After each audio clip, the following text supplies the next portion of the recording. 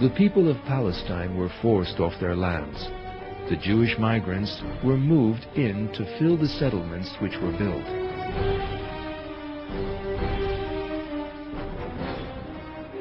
In 1948, the State of Israel was declared.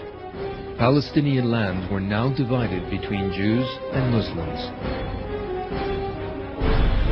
The most productive 55% was given to the Jews, and the remaining 45%, which was totally unsuitable for agriculture, was left to the Muslim Arabs. During 1948, the Jews occupied another 15% of the lands belonging to the Muslims.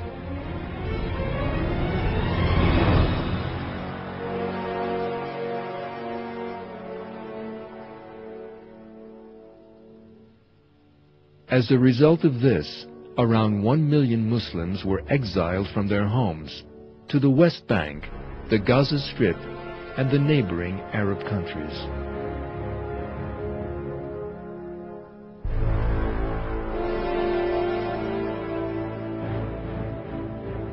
In the 1967 Six-Day War, the West Bank and the Gaza Strip, in other words, the remaining parts of the country in Palestinian hands, were occupied by the Israeli army.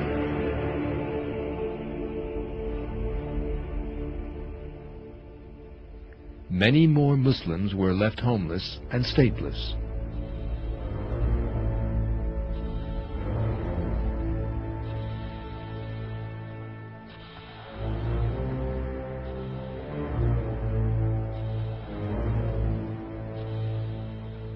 At the same time, the Golan Heights belonging to Syria and the Sinai Peninsula belonging to Egypt were also occupied by Israel during the Six-Day War.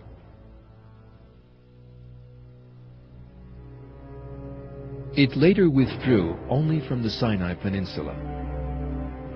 All of Palestine, together with the Golan Heights, remained under occupation.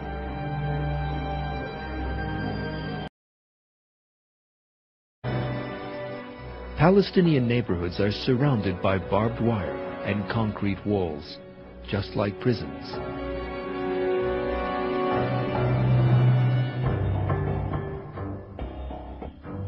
A Palestinian father bringing bread home can be mistreated before the eyes of his wife and children.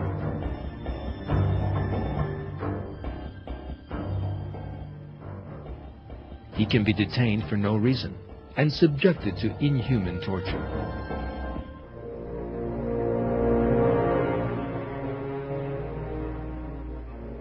His home can be bombed, and what is worse, with his family still inside it. A Palestinian woman can be killed by firing from a helicopter. She can be beaten while taking her children to school, or even shot. A Palestinian Muslim can find himself face to face with the guns of Israeli soldiers as he goes to the mosque. A Palestinian child can lose his life as a result of a bomb thrown into a school playground.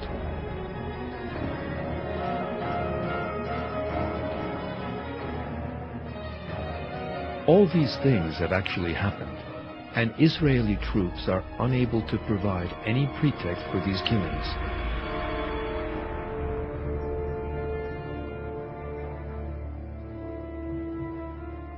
As the State of Israel uses its military might to oppress the Palestinian people on the one hand, it has impoverished them economically and taken away their means of survival on the other.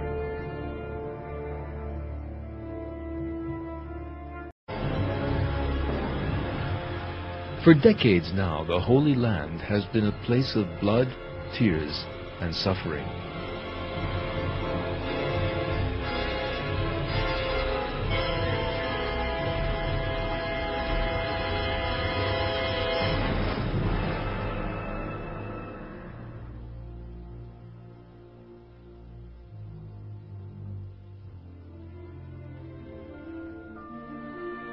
Yet there was a time when Palestine was a byword for peace, tolerance, and justice.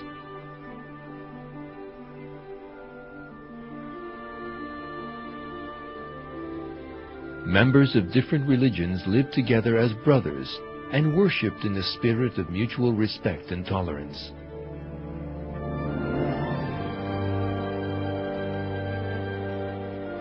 This time of peace went down in history as that of Muslim administrations.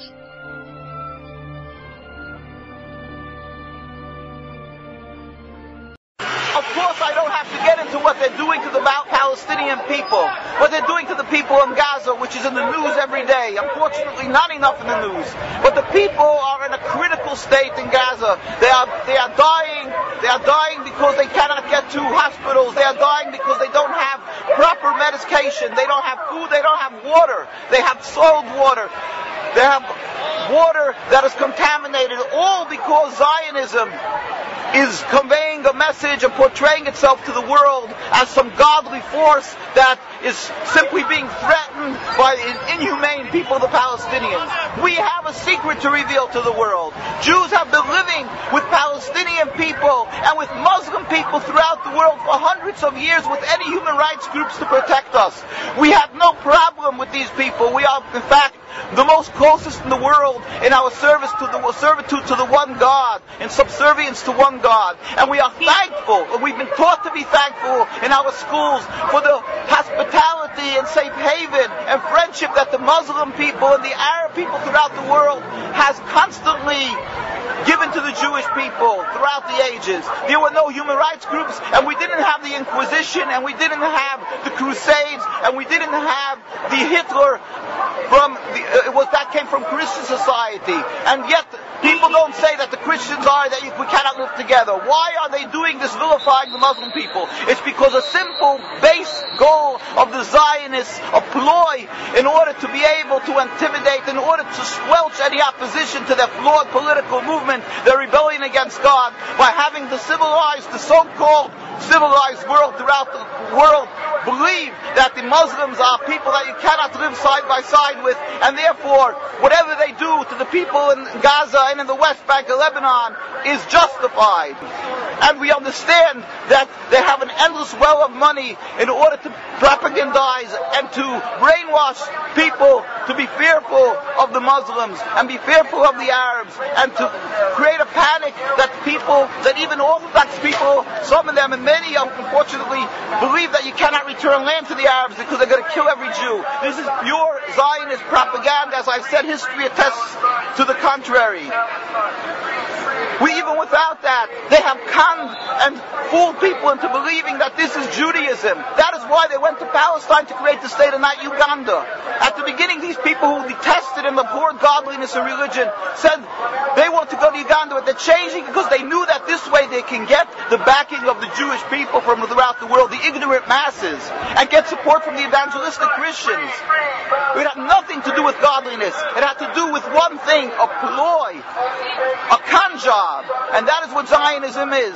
It's a con job, and that is what the state of Israel is. And that is why they can only brag, and their only power is in intimidation. And AIPAC, which AIPAC does, is that it puts the fear in every politician that they'll be committing political suicide if they stand up and show too much sympathy for Palestinians. They must express their loyalty to the state of Israel. That's why you will find every official who's running for office here, every presidential candidate, to almost every official coming here, from the majority and the minority, from the Republicans and Democrats, because the example has been set from Congressman Finley to many others. Whoever stood up and spoke too sympathetically for Palestine, or spoke up and understood the difference between Judaism and Zionism, they were immediately run out of office.